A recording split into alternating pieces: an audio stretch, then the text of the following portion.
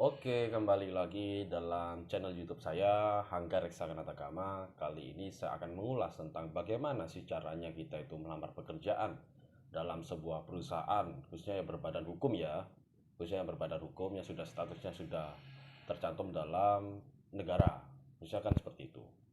Tapi sebelum lanjut itu, jangan lupa klik lombong lonceng, subscribe, like, dan komen terhadap channel saya untuk mendukung perkembangan dari video saya. Oke, langsung saja. Saya akan menjelaskan tips bagaimana cara kita melamar pekerjaan di perusahaan. Kurang lebih seperti itu. Karena materi ini sepertinya tidak diajarkan di kurikulum perkuliahan ya, atau di bangku kuliah ya. Karena dosen itu kan cuma tenaga pengajar yang fokus untuk memberikan materi sesuai dengan kurikulum yang dicanangkan oleh fakultas masing-masing untuk mencetak sarjana yang mereka harapkan. Kurang lebih seperti itu. Tapi tidak apa-apa, kalian tidak perlu protes. Kalian bisa menonton channel YouTube ini.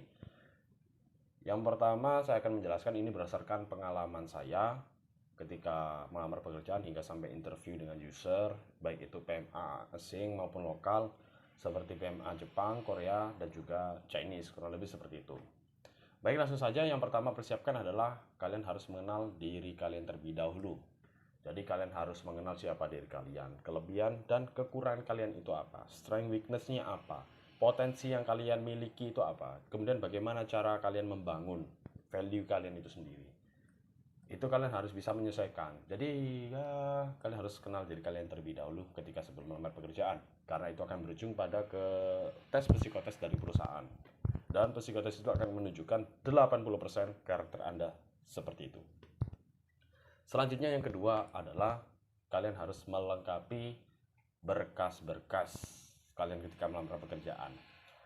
Dari surat lamaran, kemudian CV, kemudian ada scan atau fotokopi dari KTP, KK, ijazah, transkrip nilai, pas foto, SKCK, dan lain sebagainya.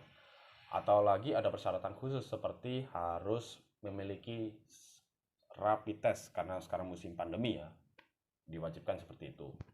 Kemudian untuk CV, ini saya hanya memberikan gambaran umumnya ya. CV tidak perlu berbelit-belit. Yang penting jelas, padat, dan orang itu bisa memahami CV kalian. CV atau kurikulum vitae atau daftar riwayat hidup yang lebih dikenalnya, itu memuat nama biodata kalian, seperti nama, tempat tanggal lahir, jenis kelamin atau gender kalian, kemudian alamat, nomor telepon atau WA yang bisa dihubungi, kemudian alamat Gmail kalian, kemudian ada status kalian. Nanti kita akan membedah CV ya, nanti lebih lanjutnya.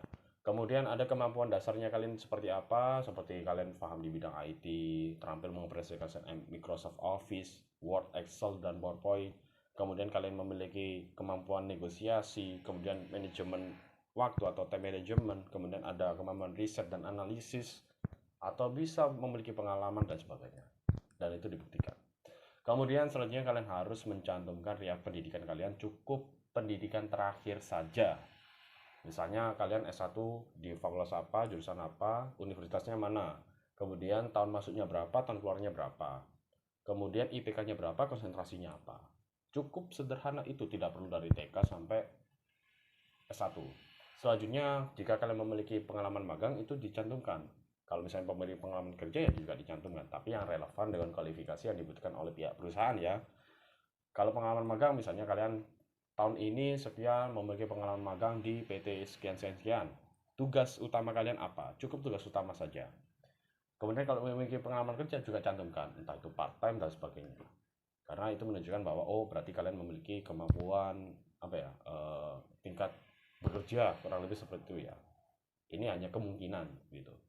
Kemudian kalian harus memiliki sertifikat gitu, sertifikat ya, seperti BNSP, TOEFL, kemudian K3, Kemenaker, kemudian ada sertifikat ISO International Standard Organization. Nah, itu akan menjadi nilai plus kalian nantinya, begitu. Nah, caranya bagaimana? Nanti kita akan mengulas tentang mendapatkan itu. Kemudian, Kak, apakah pengalaman organisasi itu penting? Sebagian iya, sebagian tidak. Tapi selama pengalaman saya itu tidak pernah ditanyakan oleh HRD maupun user pengalaman organisasi saya. Jadi tidak saya cantumkan makanya dari dulu sampai sekarang.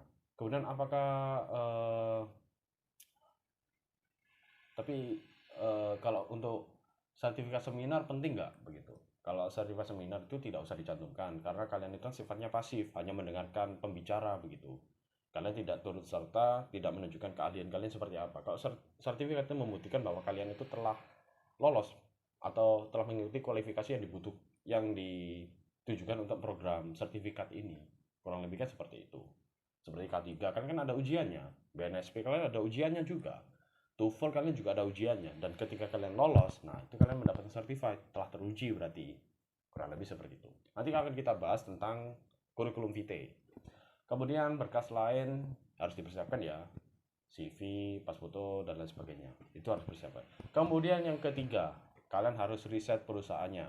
Karena perusahaan ini memiliki bidang industrinya beraneka ragam. Ada oil, retail, migas, kemudian ada pakan, kemudian ada bidang kemaritiman, kemudian di bidang pengalihan ikan, kemudian ada pakaian, kemudian ada di sepatu dan lain sebagainya. Banyak aneka ragam industri. Nah itu kan harus terus riset terlebih dahulu, perusahaannya berdirinya kapan, presidennya siapa, visi misi yang akan dicapai itu apa, kemudian produknya apa yang terkenal, yang sudah dikenal masyarakat, kemudian CSR-nya bagaimana. Banyak sekali yang harus riset karena itu akan menunjukkan job disk nantinya di dalam organisasi. Bisnis strateginya itu akan memunculkan key performance indicator nantinya yang akan berimplikasi kepada job disk dari calon kandidat. Kurang lebih seperti itu ya. Ini pengalaman saya gitu. Kemudian selanjutnya itu adalah kalian harus lihat kualifikasi yang dibutuhkan. Misalnya S1 ya sudah S1, jangan kalian cantumkan SMA maupun S2 ya. Karena kalau S2 itu over qualified. Tapi kalau misalnya SMA kalian kurang gitu. Tidak memenuhi persyaratan otomatis dan administrasi. Kemudian usia juga dilihat, maksimal berapa, minimalnya berapa. Kemudian setelah itu apakah berexperience atau tidak. Misalnya kalau untuk program untuk SPV supervisor itu kan harus ada minimal 3 tahun pengalaman atau 2 tahun dan sebagainya.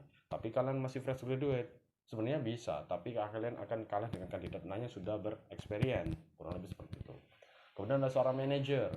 Manajer itu minimal kurang lebih pengalaman adalah 5 sampai 10 tahun. Tapi itu tidak menjamin ya, tergantung dari dibutuhkan perusahaan itu seperti apa gitu.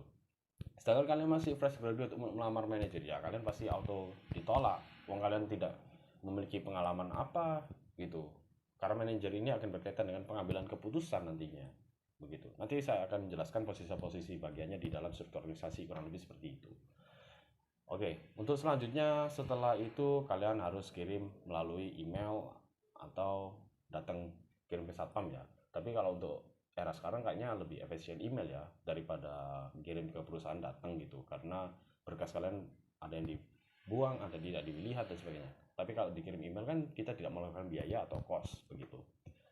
Nah, kemudian selanjutnya tahapan berikutnya ketika kalian sudah mengirim email, silahkan menunggu waktu jedanya, bisa 1 bulan, 2 bulan, 3 bulan, hingga sampai 1 tahun itu bisa. Nah, setelah dapat balasan email, kalian akan mendapat balasan dari pihak HR-nya bahwa kalian akan diundang untuk proses selanjutnya adalah interview dengan HRD. Karena sekarang musim pandemi, bisa dimungkinkan interviewnya bisa melakukan online, daring, melalui Google Meet atau Zoom, atau bisa jadi kalian datang langsung secara offline begitu. Untuk tes psikotes itu ada banyak, ada replin, kemudian gambar dan sebagainya, kemudian deret angka dan sebagainya. Nanti akan saya jelaskan. Kemudian ketika sudah ada tes psikotes, kemudian lanjut ke ada tergantung dari perusahaannya. Bisa lanjut ke interview HRD. Interview HRD kalian akan ditanyakan, kalian memperkenalkan diri Anda, ditanya apakah tahu perusahaan ini apa, job disk-nya apa dan sebagainya. Itu interview HRD, lebih ke arah kepribadian kalau HRD. Kemudian jika HRD melihat kalian sudah cakap, sudah paham ini perusahaan bergerak di bidang apa dan sebagainya, kalian akan dialihkan ke tahap selanjutnya adalah sebagai interview user atau langsung dengan pihak terkait langsung. Kalian akan ditanya persoalan teknis begitu, ditanya semua teknis operasional, materi, real materi. Tapi kalau untuk interview HRD itu khusus ke kepribadian kalian. Jika user tertarik pada kalian, misalnya ternyata user itu memilih selera dengan kalian begitu. Wah, ini cocok nih buat gue nih, seleranya gitu. Itu bisa dimungkinkan kalian akan lolos selanjutnya. Ada tes kesehatan, offering letter atau si kontrak, tanda tangan kontrak, baru kalian bisa bekerja begitu. Tapi kalau mohon maaf, kalau user atau manajer itu tidak selera misalnya, ya kadang nggak ada kabar dan sebagainya. Itulah nasibnya. Kurang lebih seperti itu. Tahapan-tahapan yang dilalui, ya. Kemudian ketika kalian sudah lolos, saya mengucapkan selamat karena kalian sudah bekerja di perusahaan yang kalian inginkan. Kurang lebih seperti tahapan untuk melamar pekerjaan di sebuah perusahaan. Tahap-tahapannya saja. Ini berdasarkan pengalaman saya. Baik, terima kasih sudah menonton video saya. Jangan lupa like, komen, dan subscribe untuk mendukung perkembangan dari video saya. Semoga video saya ini bermanfaat bagi kalian, khususnya bagi fresh graduate, job seeker, talent ready, dan sebagainya. Oke, terima kasih. Assalamualaikum warahmatullahi wabarakatuh.